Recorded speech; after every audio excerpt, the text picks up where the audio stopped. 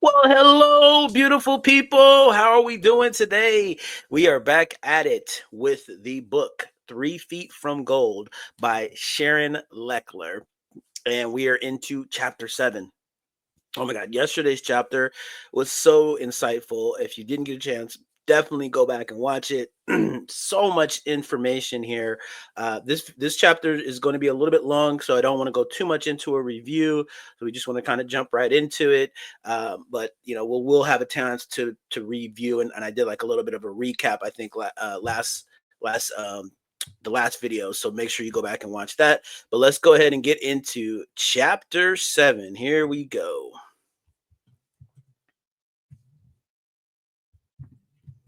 Whatever the mind of man can conceive and believe, it can achieve.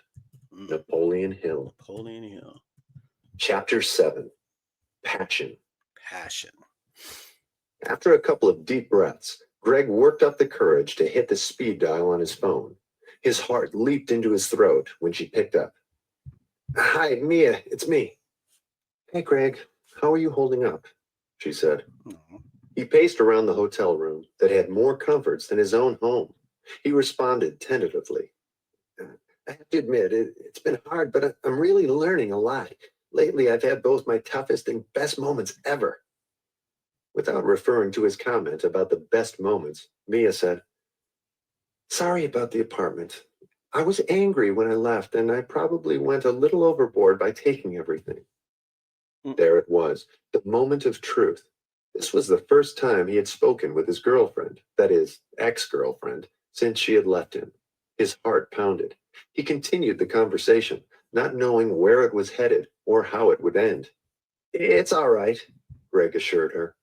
And by the way, the note you left on the picture really hit home. I guess I was putting everything else before our relationship. I'm sorry for that. That's not the only problem, she said. It wasn't just that you were always gone and on the move. You never seemed to be going anywhere. You could never commit to me or yourself. You never finished anything. What happened to all those dreams you used to have? What happened to the man I fell in love with? You've changed. It's funny you should mention that. Well, maybe it's not so funny, but it is actually why I've been calling. I've met some really great people lately, and I've been doing some serious soul searching of my own. I'd like to share what I've learned with you. There was a long pause before she said, I don't know. I don't think I want to see you right now. I will tell you this, though. I will always love you and remember you for the person you are inside, not the person you tried to sell yourself as. You have a huge heart. I just wish you could have shared it with me once in a while. I fell for the dreamer, Greg, not the image of who you were trying to be. I don't blame you for any of this, Mia. Well, that's not the complete truth. I don't blame you for all of this. I'm beginning to see what my role has been and how I've screwed up. Her silence was more encouraging than scolding. At least that's how Greg chose to take it. Yeah. I also want you to know I've been talking to David lately. He's really hitting bottom right now, and I don't know what to do. I feel totally powerless to help him. I'll say a prayer for him, she promised. And for you, Greg. When she hung up, he actually understood. She was right. Whatever happened to the guy with the aspirations? Whatever happened to that person with all those ideas? Had he really changed from the guy she had known and loved? Could he change again? He remembered what Buckland had said. A dream is just a dream until it is written down. Only then does it become a goal. Before his mind could continue down the narrow path of his unfulfilled fantasy, the phone rang, snapping him back to the present. It was his mentor. Hi there, Mr. Buckland, Greg answered, trying to put aside the sadness he was feeling and replace it with a smile. Then it hit him. That is what acting as if was all about. Listen, on the way back tomorrow, Buckland said, I want you to take a little detour and meet someone else. We'll send you an e-ticket. And, oh yes, I spoke with Mates and he said you two really hit it off. I'm proud of you. That's why I decided to send you to meet with someone else I think is pretty special. Bring me back a sandwich. Greg asked. What? A sandwich. I have to run. I'll be in touch. Now the younger man had to smile. Buckland had said he was proud of him. He had waited his entire life to hear those words from his own father. Even his girlfriend was disappointed in him. Thank goodness for Mr. Buckland. This new path he was on now had people being proud of him. Maybe things were turning around after all. Sitting down, he powered on his laptop and opened the attachment from Buckland's office. He needed to be at the airport at 5 a.m. Fortunately, it wouldn't take him long to pack, and his hotel was close to the airport. His destination? Atlanta, Georgia. With only minutes to spare the next morning, Greg boarded the flight, still wiping sleep from his eyes. That's when he discovered Buckland had bought him a first-class ticket. This was a luxury he had never splurged on for himself, even though he lived in a luxury apartment. Drinking in the ambience of the cabin, he almost failed to witness someone sliding into the seat next to him. She was a petite woman, to say the least. Although she only stood 4 feet 10, she possessed some very special quality. "Don't I know you?" he blurted before he could check himself. "Not sure," was her reply. "My name is Julie Crone. Good to meet you." Greg snapped his fingers. "You're a jockey. You were on the cover of Sports Illustrated and named as one of the toughest athletes of all time by USA Today." "That's me." She acknowledged his statement in a distinctive, childlike voice. In 2000, Julie Crone had become the first woman ever inducted into the Thoroughbred Hall of Fame, with 3,704 victories under her reigns. Her winnings totaled over $90 million, while her winning spirit had earned her the ESPY Award for Best U.S. Female Athlete in 1984. "You won a lot of races. Didn't you fall and break something?" "Actually, I fell many times and broke almost everything," she said. "My back, my leg, my ankle, my ribs, you name it. But it hasn't stopped me. There's nothing like doing what you love to do and getting paid for it."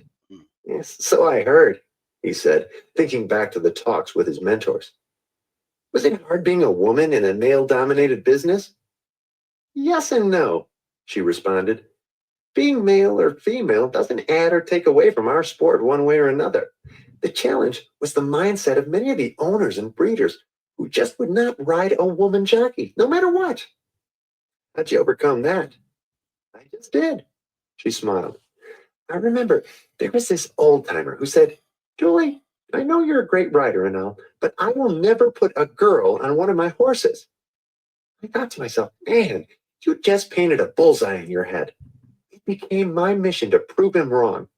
In a few years, after I had chalked up all those wins, including a Breeders' Cup, he changed his mind. I went on to win many races for that man. Did that bother you, being told no all the time? Of course, but I did get something out of it. It gave me a goal. He actually did me a favor by giving me the fuel to keep my internal fire burning. I took on his attitude as a challenge. I discovered that if I showed up every day and did my best, eventually they'd put me on a horse just to get rid of me. Greg wrote in his notebook, "Keep showing up." Yes. Then, with a sparkle in her eye, Crone added, "And have faith. It was my faith that kept me from falling off the edge when things were really bad. The adversities and injuries that I suffered along the way were the very things that helped me become more peaceful and secure in my life today." Then Julie Crone looked at Greg and turned the table by asking, "What's your story? What's your burning desire?" "Wish I knew," he answered. He thought about Mia, about David's severe drinking problem, about his own hopes and dreams in the face of increasing financial obstacles. Which one was his most cherished desire? For the next few hours, he shared his recent journey and told her of his struggles with his girlfriend, his disappointment in David, and the concept behind the success equation. He could not believe he was opening himself up like this. Crone was a great listener, and she helped him focus on moving forward. He couldn't help but wonder if he could have saved his relationship with Mia if he had opened up with her this way. Greg flipped a page in his notebook, and he and Julie began working on their personal lists and sharing them with each other. Staring at his own personal inventory, Greg could not help but notice a recurring similarity. It was the vision he had once had of what his life would look like, and now it was written right there, in black ink before him. Over and over, his passion for writing emerged. One of his early ambitions had been to become a reporter. His adoptive brother David was a writer and had known some success at that vocation before alcohol had sidetracked him. On the talent side, Greg had communication skills. He was personable when he chose to be, and evidently had no trouble meeting others and striking up conversations with them. Lately, he had begun to question his deep down motivations and some of his selfish surface behavior, sort of taking stock of his assets and his liabilities. And he was learning how to listen, which made all the difference. How can I put the two together, find the right association, and then take action toward success? He asked. That's easy, Julie said. She pointed at the two remaining items on his list. You should be writing about the people you're meeting and what you're learning from them.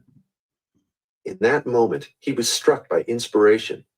Mr. Buckland had used the example of writing a book and asked how his friends and family would react to it. Then he had contrasted that to getting counsel from Charlie Tremendous Jones. It could have just been perfect timing, but the moment Julie talked about him becoming an author, the clouds outside the plane's windows cleared and a beam of light stabbed through, filling the cabin. That was weird. What a coincidence, he stammered as the two looked at each other in amazement and enjoyed this Twilight Zone moment.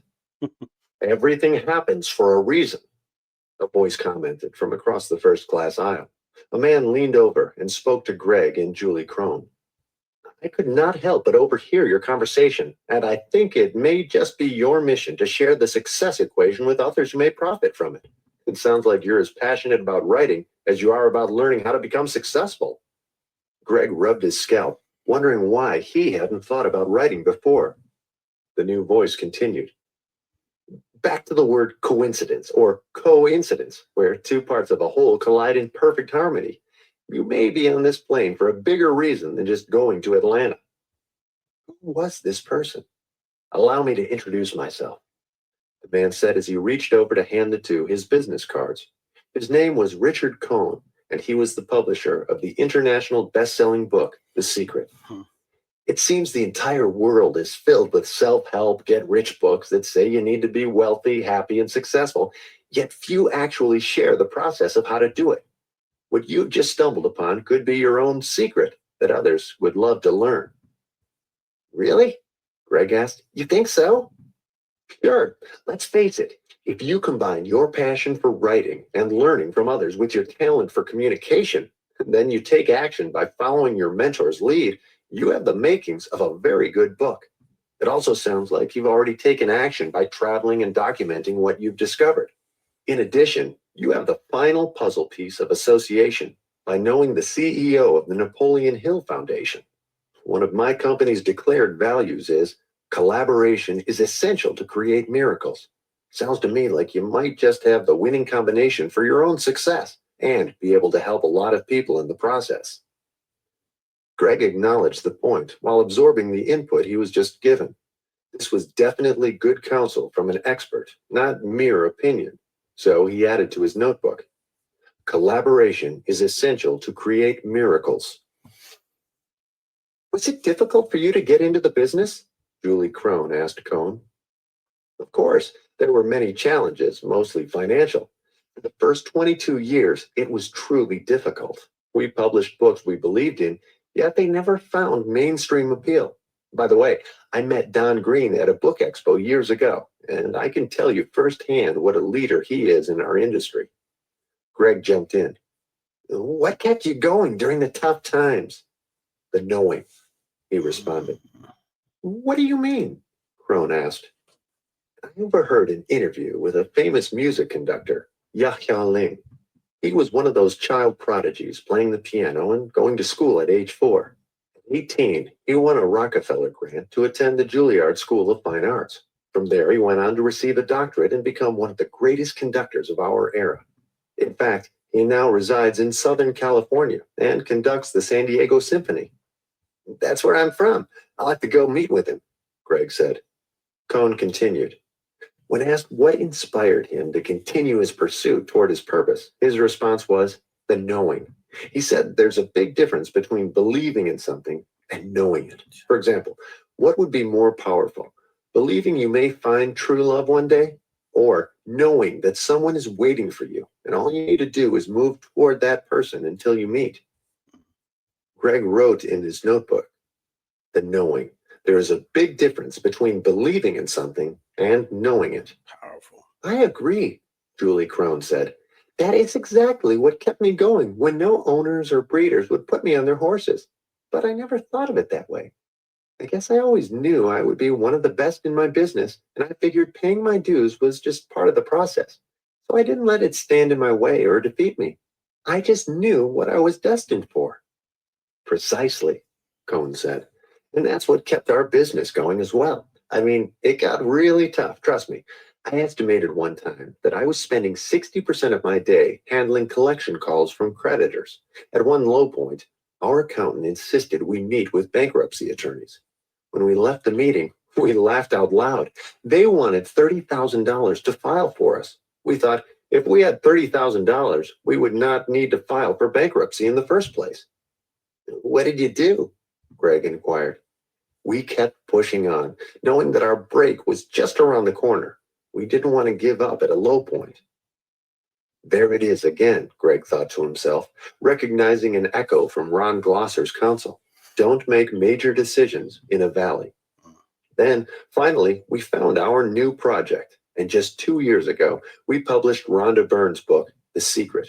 It sold 6 million copies in the first 12 months. We got out of debt, and its success has made us all millionaires. Wow. What a great story, Julie Crone said. It sounds like you had 3 parts of the equation working for you, Greg said. Your passion for books, your talent for publishing, and your actions. Yet you needed the right association to put you over the top. Yes, and it only took 22 years for us to become an overnight success, Cohn said with a laugh. As the plane landed, the 3 exchanged contact information and hugged each other goodbye. Greg closed his eyes for a moment to reflect on what was happening to him. He finally felt a sense of purpose, as if he might just be onto something that would define his own success formula. One thing that continued to echo in his mind was the concept of faith, the importance of faith. What had Lauren Nelson called it? Focused faith. He remembered how Mia had volunteered that she would pray for him and for David. Even David, in his fog, seemed to have an inkling that the power to cure his problem lay within him if he took the action to change himself. Oh my God. So much good stuff here, you guys. Wow. I hope you guys are taking a lot of notes. And it's crazy because I've been looking into this and on my own, just doing my, because I study this stuff all the time, the knowing. There's a difference between doubt, questioning it, asking, is it working, is it not, and just knowing. And the fact that it's in this book, and here it is, I don't even remember that, reading this, it just solidifies everything. So again, that stickability, just keep going with it. I hope you guys are really enjoying these. These are some really great stories. I love the way they kind of just put it all together, and it's all making sense. Don't worry about the time frames. Just keep doing what you're doing. Just because they're going through struggles, it's okay, right? Everybody has to. Tony Robbins was always saying, like, the goal is just the goal. Once you get the goal, you have the goal. But what you want to embrace and what you want to get excited for is the struggle. Embrace the struggle. The struggle is part of where you grow the most. And that's what's so exciting as you go through this journey. So be excited, be happy, be thankful for your struggles, because everything's not going the way that you intended it to go, because that's just expectations. And I'll do a whole video on that. Definitely, you guys comment down below, like and subscribe if you haven't. Make sure that you hit that notification bell so you guys don't miss any of this great content. And until next time, you guys make it a great day. Take care. Bye-bye.